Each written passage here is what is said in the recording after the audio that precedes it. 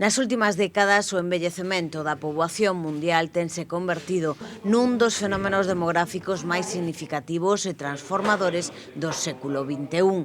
Ourense acollerá os días 30 e 31 de maio o Congreso Internacional de Xeriatría e Xerontoloxía. Entón, preocúpanos, lóxicamente, cando se fala do envellecemento hai unha visión en negativo moitas veces falando de que o envellecemento é un problema. Evidentemente é un problema se non afrontamos os retos e sobre todo se non os afrontamos de forma proactiva. Temos unha oportunidade con estas tasas tan altas de envellecemento de ser zonas de tracción de recursos para ensayar políticas, pero tamén para demandar recursos.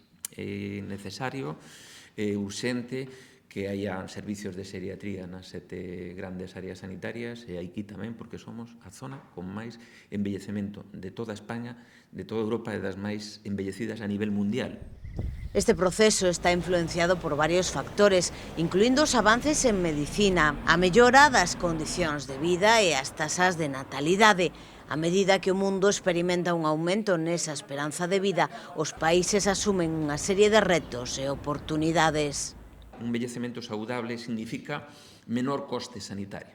É dicir, cando falamos de persoas de extrema longevidade, vemos persoas que chegan a superar os 100 anos e que teñen unhas historias clínicas moi delgadiñas, que apenas toman medicación. Entón, estes son os modelos que nós temos que empezar a traballar para promocionar a saúde. Por eso nos interesa investigar as persoas con extrema longevidade, porque queremos que esas aprendizaxes se transformen en políticas de promoción da saúde.